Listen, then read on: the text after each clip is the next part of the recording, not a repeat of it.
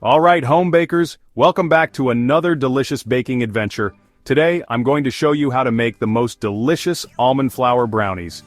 These brownies are not only scrumptious, but also gluten-free, making them perfect for everyone to enjoy. Trust me, once you try these, you won't look back. They are rich, fudgy, and absolutely irresistible. Let's dive right in. Baking these brownies is super easy and fun.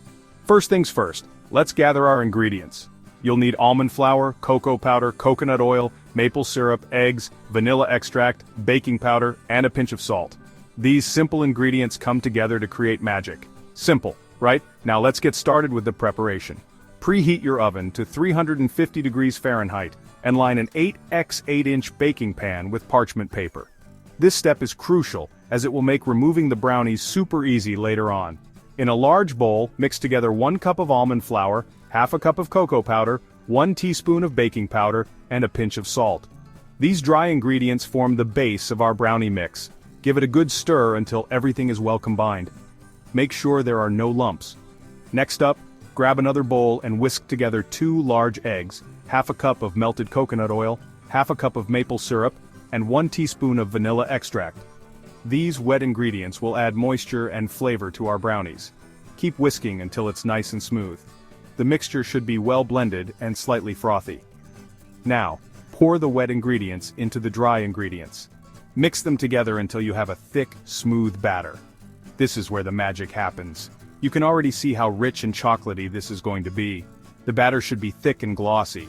Pour the batter into your prepared baking pan. Use a spatula to spread it out evenly. Make sure to get it into all the corners. Pop it into the oven and bake for about 20-25 minutes.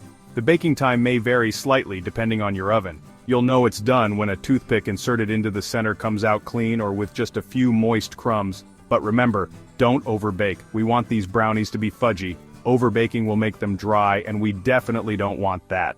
While that's baking, let me share a quick tip. If you're a chocolate lover like me, you can sprinkle some chocolate chips on top of the batter before baking. It adds an extra layer of gooey goodness. Alright, the brownies are done.